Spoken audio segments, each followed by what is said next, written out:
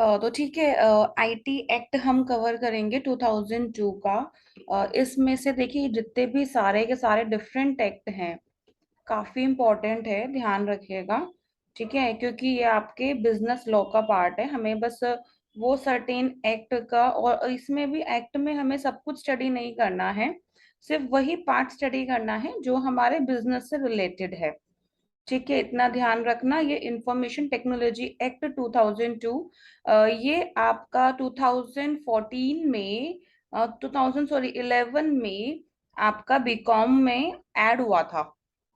ठीक है, और बिजनेस लॉ में ऐड हुआ था, वरना उससे पहले वही सब negotiable instrument act, sales of goods act, partnership act, then specific contract and then contract act. ठीक है, सिर्फ उतना ही पार्ट हमारे पास कवर था। क्योंकि जैसे जैसे हमारी टेक्नोलॉजी भी मतलब एनहांस हो रही है, और बीयू का जो सिलेबस होता है वो हमेशा लेटेस्ट सिलेबस होता है, तो ये सबसे पहले आपका इंफॉर्मेशन टेक्नोलॉजी एक्ट इसी के अंदर ही कवर हुआ था। और फिर हमारा यूजीसी ने भी, ठीक है, नेट ने भी इस सिलेबस में से काफी क्वेश्चंस पूछता है, तो ये काफी इम्पोर्टेंट है।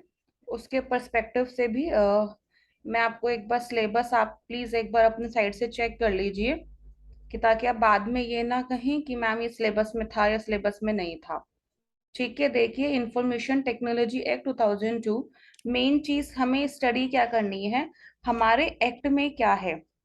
सबसे पहले इसमें आपके पास इस एक्ट को एंटायर एक्ट नहीं कवर करना है, क्योंकि कोई भी एक्ट होते हैं वो बहुत ही ठीक है, बड़े हैं, लार्ज हैं। इसमें से हमें सिर्फ अपने काम का निकालना है। आप यहाँ देखिए, जैसे कंपटीशन एक्ट 2002 में हमारे लिए खाली ऑब्जेक्टिव्स और मेन प्रोविजंस थे, वैसे ही ठीक है इंफॉर्मेशन टेक्नोलॉजी एक्ट 2002 में हमें ऑब्जेक्टिव्स करने हैं, मेन प्रोविजंस करने हैं, और साइबर क्राइम्स और उसकी क्या क्या पेनल्टीज हैं, दैट्स इट। सिर्फ इतना, इसके चार टॉपिक्स हैं।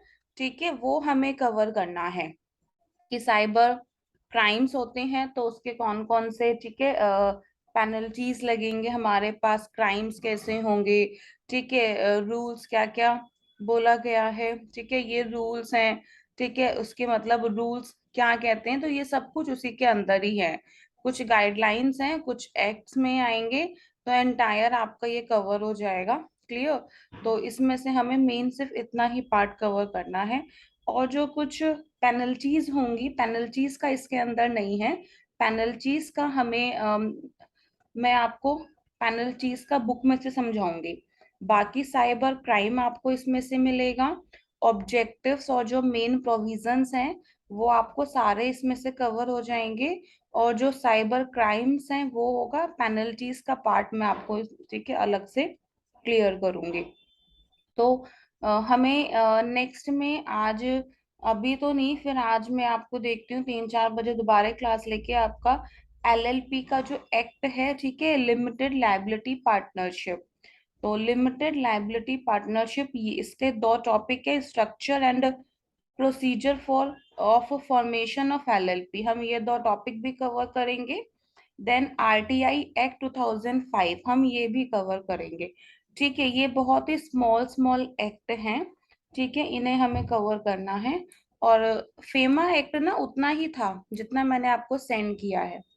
ठीक है, देखिए एक्ट के लिए स्टडी करते हैं। सबसे पहले है, कोई भी एक्ट होता है, क्योंकि ये इंफॉर्मेशन टेक्नोलॉजी एक्ट है 2002, ये हमारा 2002 में आया था। ईयर आपको याद करने बहुत ज्यादा इंपॉर्टेंट है, सभी के ईयर।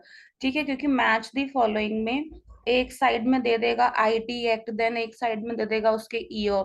तो अगर आपको ईयर ही याद नहीं होंगे, ठीक है, आपका जैसे sales of goods act 1930, Indian contract act, IT act, ठीक है, आरटीआई एक्ट, आईपी, तो इन सभी के ईयर्स प्लीज आप सबको अच्छे से लर्न होने चाहिए। तो ये 2002 में आया था, और ऑब्वियसली कोई भी एक्ट है वो हमारा इंडियन पार्लियामेंट के द्वारा ही इनेक्ट किया जाएगा। तो मेन चीज है कि ये लो एक्चुअली किसके रिलेटेड है, तो ये साइबर क्राइम और ई कॉमर्स के रिलेटेड है। ठीक है, तो हमें साइबर क्राइम से रिलेटेड है। ठीक है, साइबर क्राइम का मतलब क्या होता है? ऑनलाइन क्राइम, ठीक है, यानी कि और हम आवाज नहीं आ रही।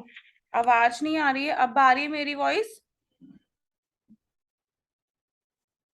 अब आ रही है, देखिए। अब वाईफाई तो बिल्कुल सही है। अब आ रही है, देखो।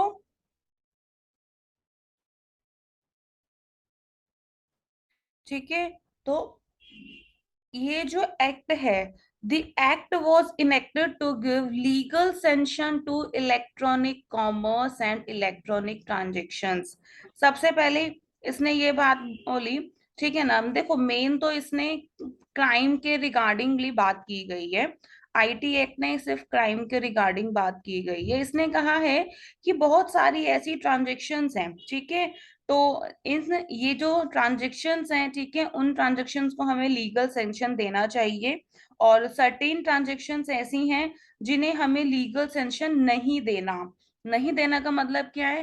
कि उन ट्रांजेक्शन से साइबर क्राइम होता है, ठीक है। तो सर्टेन ट्रांजेक्शन्स ऐसी है जिससे साइबर क्राइम होगा, और कुछ ट्रांजेक्शन्स ऐसी हैं जिससे साइबर क्राइम नहीं होता। जैसे कि आप भी अपने आप से जानते हैं, ठीक है, अगर मैंने आपका फोन ले लिया, ठीक है, फोन से मैंने या फिर कुछ आपके अकाउंट से अपने अकाउंट में ट्रांसफर कर दिया, तो ये क्या है? ये ऑनलाइन क्या है? यानी कि ये आपका साइबर क्राइम का एक पार्ट है। तो इस लॉ के अंदर कोई भी जो क्राइम है जिसमें कंप्यूटर और नेटवर्क रिलेटेड है, उसे बोलते हैं साइबर क्राइम। क्लियर? तो लॉ ने हमारा प्रिस्क्राइब किया है साइबर क्राइम की बहुत सारी पेनल्टीज। पेनल्टीज का थोड़ा सा इसके अंदर पार्ट कम है, ठीक है, लेकिन पेनल्टीज का भी पार्ट हम कवर करेंगे। तो लॉ ने प्रिस्क्राइब किए हैं penalties for various cyber crimes and fraud through digital and oblique electronic format. तो डिजिटल और इलेक्ट्रॉनिक फॉर्मेट के द्वारा जो भी, ठीक है, क्राइम्स हैं, उनकी पेनल्टीज। देखिए, आईटी एक्ट ने बता तो दिया हमें, मैं आपको बता दूं, सिंपल सी सीधी सी बात है, आईटी एक्ट ने हमें एक्सप्लेन कर दिया कि इसके ऑब्जेक्टिव्स ये हैं, हमें उन साइबर क्राइम्स को प्रिवेंट करना है। अगर आप मतलब साइबर में फोरेंसिक करते हैं तो उसके लिए भी बताया गया है कि आपको किस तरीके से एक्ट करना चाहिए, ठीक है, बहुत सब कुछ चीजें इन्होंने एक्सप्लेन की हैं। लेकिन फिर भी ये जो क्राइम है, ठीक है, उसका जो मतलब आपको सॉल्व करने का रेट है, पकड़ने का जो क्राइम को रेट है, वो आज भी उतना नहीं है, ठीक है। मतलब सिंपल सीधे से आपने देखा है, लोग क्राइम कर देते हैं, ठीक है, एंड देन अपनी सिम तोड़ देते हैं, मोबाइल फोन डिस्ट्रॉय कर देते हैं। तो जो मतलब जो लीगल तरीके से जो उसका जिम्मेदार है, या जो रियल उसके लिए कल्प्रिट है, उसको भी अभी भी फाइंड आउट करना बहुत ही मुश्किल होता है। ज्यादा से ज्यादा हम क्या कर सकते हैं? एक कम, क्योंकि इसमें साफ साफ लिखा है कि वो सारे क्राइम जिसके अंदर नेटवर्क और आपका जो कंप्यूटर है वो इन्वॉल्व करते हैं। यानी आपका कंप्यूटर से है तो कंप्यूटर का आप सिर्फ आईपी एड्रेसेस देख सकते हैं। जैसे कि मान लीजिए कि आपको जो लैपटॉप है, आपको जो कंप्यूटर है, वो आपने अपने भाई का लिया है, भाई ने अपने, ठीक है, सर का लिया हुआ था, ठीक है, तो अगर उस कंप्यूटर से होता है तो सिर्फ उसके लोकेशन में आईपी एड्रेस लग जाएगा, पता, लोकेशन लग जाएगी, पता, ठीक है। तो मान लीजिए कि सर ने कोई क्राइम किया एंड देन अपने एम्प्लॉय को दे दिया, और वो एम्प्लॉय अपने घर लेके गया, तो ये सब चीजें एक्चुअल आइडेंटिटी पता करना फिर भी बहुत इम्पोर्टेंट, ठीक है, इसके अंदर मतलब उतना नहीं है कि हम इतना फाइंड आउट नहीं कर पाते हैं। पर फिर हम करें क्या? दिक्कत तो वही सेम चीज है कि एक्चुअल में हमें करना क्या चाहिए। तो आईटी एक्ट तो प्रिपेयर करना हमारे लिए रिक्वायरमेंट तो थी, और ये 2000 में आया था। एंड देन मतलब जब कभी भी कोई भी एक्ट आता है, जब तक हम उसे स्टडी नहीं करते, आपने भी अभी स्टडी कर रहे हैं, ठीक है, जब तक हम इसे स्टडी नहीं करते, हमें अ, पता नहीं चलता कि इसमें इस एक्ट के अंदर कौन कौन से साइलेंट फीचर्स हैं। इसके फीचर्स करने बहुत ज्यादा इंपॉर्टेंट है, ठीक है। तो ये जो एक्ट है, ठीक है, इस एक्ट में पेनल्टीज है, ये तो आपको बता दिया, ठीक है, ये बताया गया है, अगर वो पकड़ा जाता है तो ऑब्वियसली क्या क्या पेनल्टीज हैं, तो पेनल्टीज का भी पार्ट हमें कवर करना है, शायद वो इसके अंदर इस पीडीएफ में नहीं है, तो आप ये प्लीज नोट कर लीजिएगा। ये पेनल्टीज का पार्ट मैं आपको बुक्स से समझा दूंगी। तो IT act also amended certain provisions of the Indian penal code, ठीक है ना, यानी कि आईपीसी के जितने भी सारे प्रोविजंस हैं, बैंकर्स बुक एविडेंस एक्ट, क्योंकि कोई भी आपका मतलब क्राइम है वो एविडेंस के ऊपर ही बेस होगा, ठीक है। तो जो हमारा बैंकर्स बुक एविडेंस एक्ट 1891 है, Indian evidence act 1872, reserve bank of India act 1934, इन सब ने मिलके, ठीक है ना, हमारे इस आईटी एक्ट को क्या किया है, मतलब बनाया है, उसके लॉ को मॉडिफाई किया है, और वो भी डिजिटल टेक्नोलॉजीज के द्वारा। तो अगर हम यहाँ देखें कि ये हमारे लिए लेटेस्ट है, ठीक है, कि जैसे आपके लिए in the wake of recent Indo China border clash, government of India ने बहुत सारे चाइनीज ऐप जो थे, ठीक है, वो आईटी एक्ट के अंदर बैन कर दिए थे, ठीक है। तो ये तो हमें साइलेंट फीचर स्टडी करने हैं, तो अब एक बार देखते हैं कि इसके साइलेंट फीचर्स कौन कौन से हैं। तो आईटी एक्ट 2002 आपका अमेंड हुआ था, मेन चीज ये भी है 2008 में, क्योंकि अमेंडमेंट्स के लिए क्यों रिक्वायरमेंट थी, अमेंडमेंट्स के लिए ना, क्योंकि हमने पता है क्या किया था, हमने आईटी एक्ट को बना तो दिया था, आईटी एक्ट हमने कवर तो कर दिया था हमने, लेकिन उसके अंदर कुछ चीजें, बहुत चीजें मिसिंग थी, ठीक है। उसके अंदर पेनल्टीज का पार्ट कुछ मिसिंग था, मतलब पेनल्टीज तो थी लेकिन कितने तक की पेनल्टीज होनी चाहिए, बहुत चीजें ना उसके अंदर मिसिंग थी, और बहुत ही कंट्रोवर्शियल था। कंट्रोवर्शियल का मतलब क्या है, क्योंकि मैंने आपको बार बार ही कहा है कि हमें टाइम के अकॉर्डिंगली चेंज होना पड़ता है, ठीक है। तो हमें अपने टाइम के अकॉर्डिंगली अपने एक्ट को भी मॉडिफाई करना था, ठीक है, क्योंकि जो पब्लिक का इंटरेस्ट है, पब्लिक के थॉट्स हैं, ठीक है, तो ये सब कुछ क्या होते हैं, बदल जाते हैं। तो जब एनवायरनमेंट ही इतना ज्यादा कॉम्प्लेक्स है तो ऑब्वियसली हमें अमेंडमेंट तो करनी ही थी, क्योंकि हमने जब इनिशियल लेवल पे 2002 में आईटी एक्ट डाला था तो उस समय उतने क्राइम थे, लेकिन क्राइम की रेट आपकी 2005 के अराउंड ज्यादा बढ़ी, तभी तो आरटीआई आया, राइट टू इंफॉर्मेशन एक्ट आया आपका, ठीक है। तो तब आपके पास, तब हमें इसे भी अमेंड करना इसलिए कंपलसरी था। तो this amendment introduce the controversial section 66A into the act. Section 66A क्या कहता है, section 66A gave authorities the power to arrest anyone, ठीक है, accuse of posting content on social media. अगर आप सोशल मीडिया पे कोई भी ऑफेंसिव कंटेंट डालते हैं तो पावर देती है अथॉरिटी उसको कि उसे ऑन द स्पॉट अरेस्ट कर दे, अगर उस पर्सन का उस पे हाथ होता है। सिंपल है, पहले ये चीज नहीं थी 66 है, क्योंकि अब हमें उस क्राइम को रोकना था, क्राइम होता था, ठीक है, फिर उसके बाद क्या होगा, उसके लिए वारंट निकला जाएगा, ये होगा वो होगा, देन उसके बाद उसको साल 2 साल बाद उसके अंदर, ठीक है, मैटर्स में। लेकिन अब आईटी एक्ट में आपके पास क्या है, बहुत ही फास्ट है, ठीक है, बहुत ही जो इसकी हियरिंग है बहुत ही फास्ट है। तो this amendment was pass in the parliament without any debate, बिना किसी डिबेट के ये अमेंडमेंट पार्लियामेंट में पास की गई थी। As per the said section, a person could be convicted if proved on the charges of sending any information. Simple है, अगर उसने कोई भी ऑफेंसिव और यानी कि या फिर उस करेक्टर की इंफॉर्मेशन सेंड की है जिससे सामने वाले की क्या हो, डिफेमेशन हो, मानहानि हो, ठीक है, तो उस केस में तो उस पर्सन को क्या है, कन्विक्ट घोषित कर दिया जाएगा। It also made it an offence to send any information, ठीक है, that the sender knows to be false. Sender को पता है कि ये इंफॉर्मेशन स्प्रेड करना गलत है, ठीक है, इससे क्या होगा, खतरा होगा, डेंजर होगा, इंसल्ट होगी, ध्यान दिखा है ना, but for the purpose of annoyance, लेकिन उसे बदला लेना था, गुस्से के लिए, इनकन्वीनियंस के लिए, डेंजर के लिए, इंसल्ट इंजुरी के लिए, क्रिमिनल, ठीक है ना, इंटिमिडेशन के लिए, तो hatred or ill will through a computer or electronic device, ठीक है, एक कंप्यूटर और इलेक्ट्रॉनिक डिवाइस के थ्रू। तो ये करना क्या है, किसी भी इंफॉर्मेशन को इस तरीके से भेजना, वो एक ऑफेंस है, ठीक है, तो वो एक ऑफेंस है। तो the penalty prescribed for the above was up to 3 years imprisonment with fine. जो पेनल्टी कितने तक की होगी, 3 साल, अगर ये केसेस में होती है तो जो पेनल्टी होती है वो कितने तक की होगी, फाइन के साथ 3 साल तक की इम्प्रिजमेंट होगी।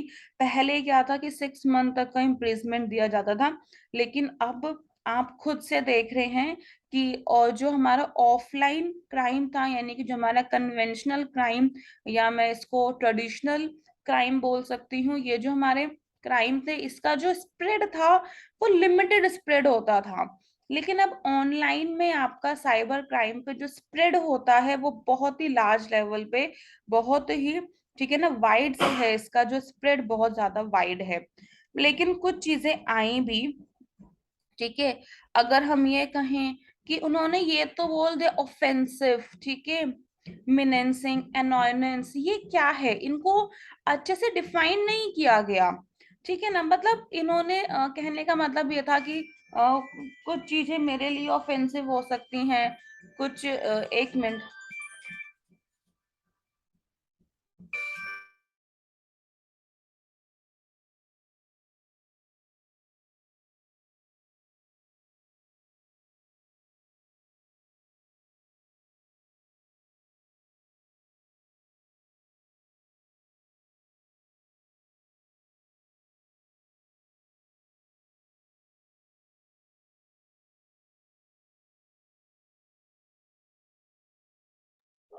हेलो। पूर्व मेरी आवाज आ रही है? आ रही। कहाँ है? मैं घर पे। कब निकलेगा? मैं 2-3 बजे के ठीक है, आसपास। तो यहाँ पे देखिए, then anything could be constructed as offensive by anybody. जो ऑफेंसिव वर्ड है, ठीक है ना, वो एक आपका पर्सन टू पर्सन डिपेंड करेगा कि ऑफेंसिव वर्ड क्या है। There was a lot of scope for abuse of power, obviously, ठीक है, ये सब तो इसमें होगा ही, क्योंकि इसमें मीडिया भी होती है, ठीक है, मीडिया भी अपनी, मतलब उस इंफॉर्मेशन को बहुत ही अलग तरीके से प्रिटेंड करती है। इसके इसके अंदर आपका जो साइबर क्राइम में परसेप्शन होता है देखने का, वो सब में अलग अलग है, ठीक है। तो ये बहुत ही मतलब इंटरेस्टिंग टॉपिक भी है और इजी टॉपिक भी है। जो हमने कल किया था ना, फेमा, फेमा भी बहुत इम्पोर्टेंट था और इंटरेस्टिंग टॉपिक था।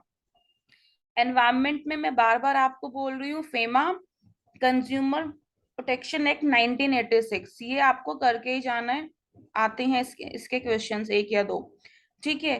तो ये it also curve the freedom of speech and expression, ठीक है ना। देखो ये कहा जाता है कि जब ये एक्ट आया था ना, आईटी एक्ट 2002, इसमें ये कहा गया था कि ये हमारा तो फंडामेंटल राइट्स है कि हम कुछ भी बोल सकते हैं, हम कुछ भी एक्सप्रेस कर सकते हैं, हमारे पास फ्रीडम है स्पीच की।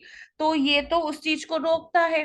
देन आपके पास मतलब इसके आर्ग्यूमेंट्स थे, लेकिन इसका सबसे अच्छा था कि वो फ्री, आपको बोलने की है, आप बोलिए, ठीक है, फ्रीडम है आपको, आपको कोई भी चीज को एक्सप्रेस करना है। एक्सप्रेस करने का मतलब है आप रोना चाहते हैं, आप हंसना चाहते हैं, आप अपनी फीलिंग शेयर्स करना चाहते हैं, आप कोई, आप मतलब पार्टी करना चाहते हैं, ये सब कुछ आप कर सकते हैं।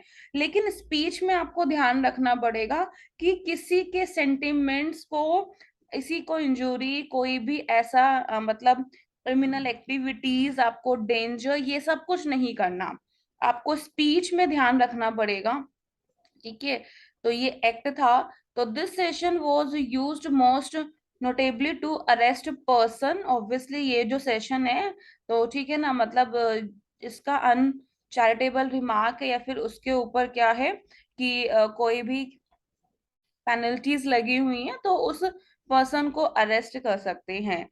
ठीक है ना। तो फिर बाद में गवर्नमेंट ने बोला कि ये जो आपका सेक्शन है ये फंडामेंटल राइट्स को वॉयलेट नहीं कर रहा। इसने सिर्फ और सिर्फ कुछ वर्ड्स के ऊपर रिस्ट्रिक्शंस लगाई हैं। अगर आप, ठीक है ना, इसने ये नहीं कहा कि ये आपका मतलब फंडामेंटल राइट्स को तोड़ रहा है, नहीं, आपका जो फंडामेंटल राइट्स है कीजिए। लेकिन अगर आपके वर्ड से सामने वाले के सेंटिमेंट्स या आपकी एक्टिविटी से सामने वाले की इंसल्ट होती है, उसको इंजरी होती है, ठीक है, या फिर उसकी जो मतलब रिस्पेक्ट है उससे कमी आती है, तो वो एक्ट, ऐसे वर्ड्स क्या हैं वो आपके लिए, ठीक है, वो हम इस एक्ट के अंडर कवर्ड नहीं है, तो उनके लिए आपको क्या पेनल्टीज पे करनी पड़ेंगी। तो it stated that as the number of the internet users mushroomed in the country there was a need to regulate the content obviously. ठीक है, मतलब कि बहुत सारे आपके जो केसेस हैं बढ़ते जा रहे हैं। लोग फोन्स कितना मतलब अगर आप मेट्रो में होंगे तो आप फोन यूज करेंगे, क्लास ले रहे होंगे तो फोन यूज करेंगे। तो ये जो इंटरनेट पे जो कंटेंट है वो बहुत ज्यादा स्प्रेड हो रहा है। तो इसको भी हमें रेगुलेट करने की रिक्वायरमेंट है ना, क्योंकि ये जो सिर्फ सर्टेन वर्ड्स हैं, सर्टेन वर्ड्स के लिए रिस्ट्रिक्शंस लगानी इसीलिए जरूरी थी क्योंकि ये जो सर्टेन वर्ड्स के लिए अगर हम रिस्ट्रिक्शंस नहीं लगाते, ठीक है, तो इसके अंदर दिक्कत होती। क्योंकि अब आपको पता है कि कोई भी ऐसे वर्ड्स होते हैं जो कि हम, जो लोग होते हैं वो अपनी कंट्री के लिए भी यूज करते हैं, तो इसमें वो सब कुछ इंक्लूड है। तो सुप्रीम कोर्ट ने इन 2005 स्ट्रक डाउन, ये आपके लिए केस इंपॉर्टेंट नहीं है। ठीक है, तो बस ये मतलब कुछ एक्ट आए थे। आपको पता है कभी भी एक्ट आते हैं, कुछ आते हैं एंड देन अपोजिशन पार्टी हमेशा उसको उसमें उनमें कमियां निकालती हैं, तो वही सब कुछ हुआ। Then supreme court in 2015 struck down this section of the IT Act saying it was unconstitutional as it violate the article 19(1)(a) of the Constitution। ठीक है, तो सुप्रीम कोर्ट ने सबसे पहले ये कहा कि नहीं, ये तो आर्टिकल 19(1)(a) आपका freedom of speech and expression है, तो उस आर्टिकल को वॉयलेट करता है, ये अनकॉन्स्टिट्यूशनल है। ठीक है, तो इसका मतलब कि वो क्या है, अनकॉन्स्टिट्यूशनल है। तो फिर इस एक्ट का फायदा क्या था, इस एक्ट का मतलब क्या था? ठीक है, हमें इस एक्ट को करना फिर मतलब इतना रिक्वायरमेंट क्यों थी? फिर हमने मतलब क्योंकि जब कॉन्स्टिट्यूशन ने, जो सुप्रीम कोर्ट ने ही डिफाइन कर दिया कि नहीं, ये जो एक्ट है, ये जो कुछ वर्ड्स है, ये तो आपके एक मतलब एक फ्रीडम ऑफ स्पीच को तोड़ रहा है। ठीक है, तो हमें इस एक्ट के लिए इम्पोर्टेंट था भी या नहीं? देन सेक्शन 69A ने एम्पावर किया अथॉरिटीज को कि टू इंटरसेप्ट, मॉनिटर, ठीक है, और decrypt any information generated, transfer, receive, जो भी स्टोर होगी आपको लगता है।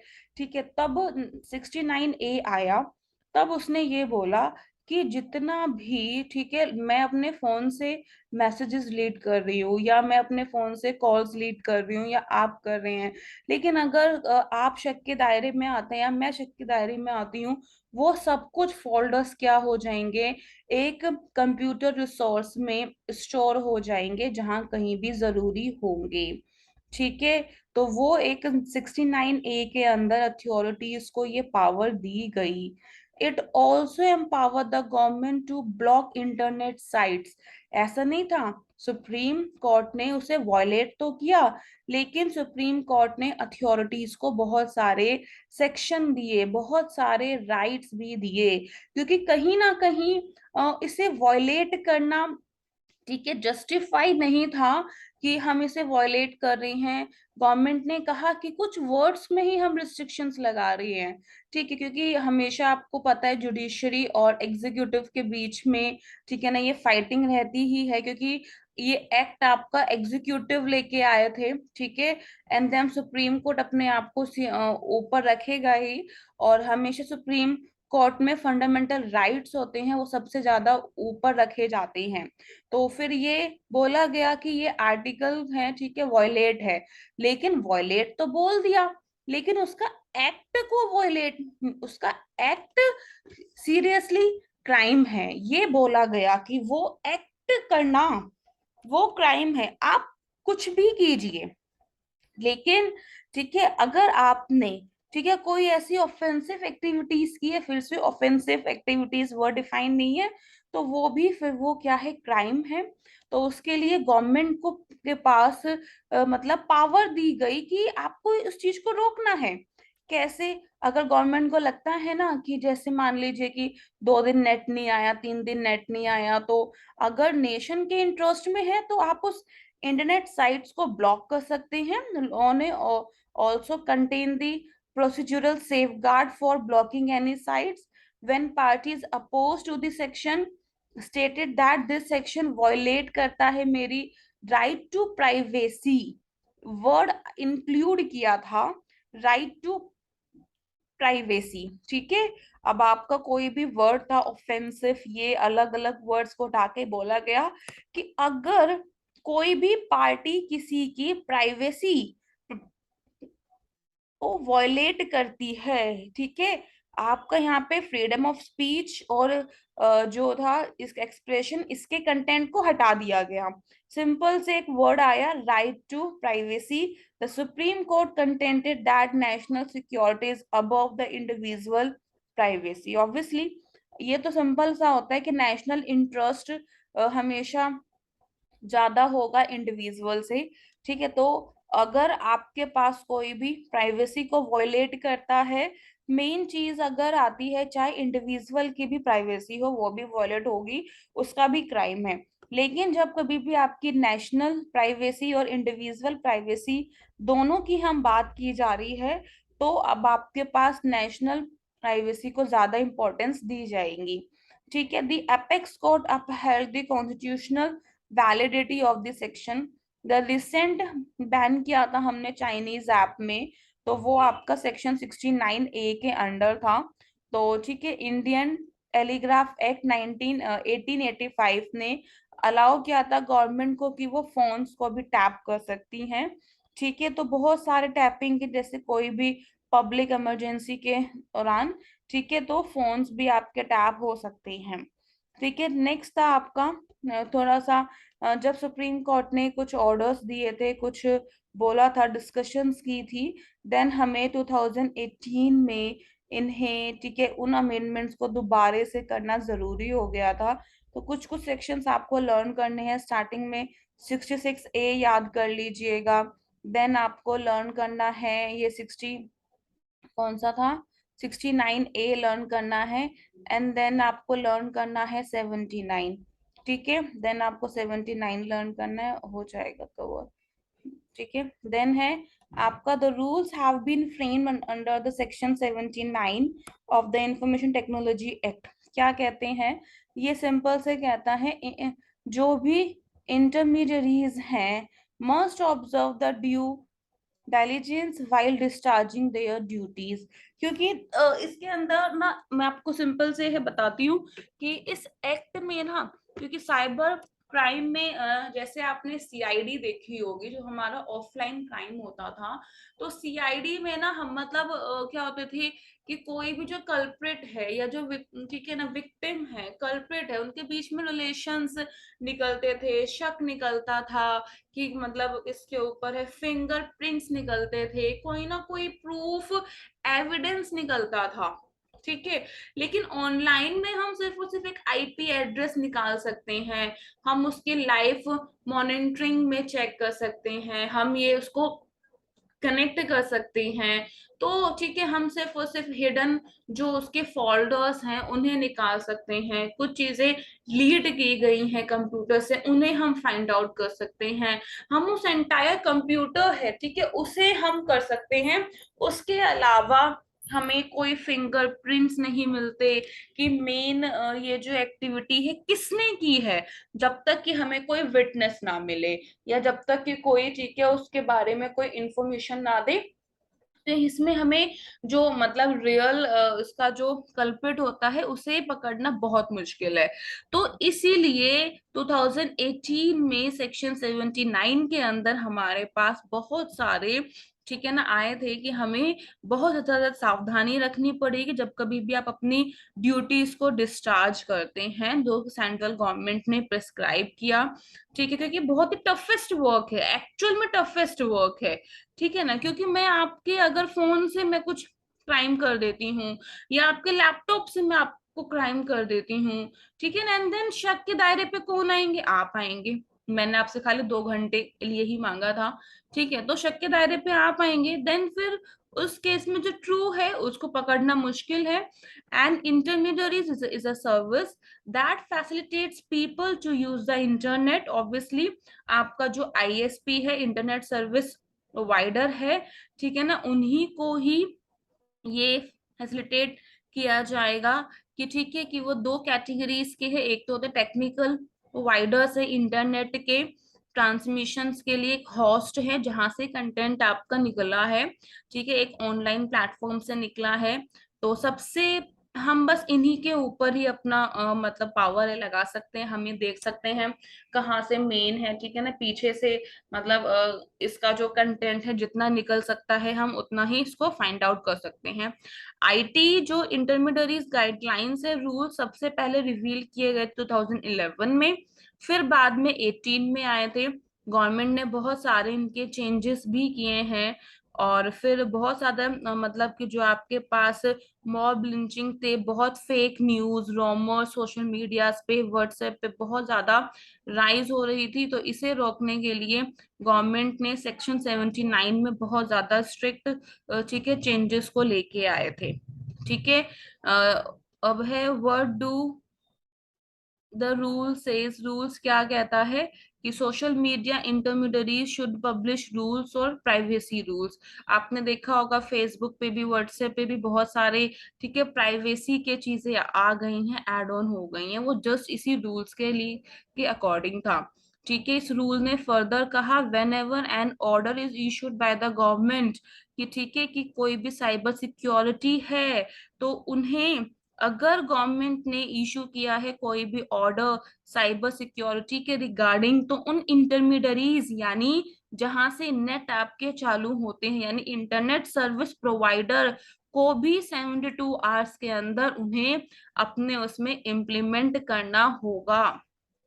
ठीक है, यानी उन यानी कि सर्विस प्रोवाइडर को गवर्नमेंट के पॉलिसीज, गवर्नमेंट के रूल्स, गवर्नमेंट के इंटरवेंशंस के साथ चलना होगा। The rules make it obligatory for online intermediaries to appoint a nodal person of contract. वो क्या रे अपॉइंट करे कि ताकि वो उसकी जो मतलब ऑफिसर्स हैं वो उसके ऊपर अच्छे से वर्क कर सके। बस अभी दीजिए, ये हमारी क्लास खत्म होने वाली है, ठीक है, देन मैं आपको नेक्स्ट लिंक इसकी सेंड करती हूँ।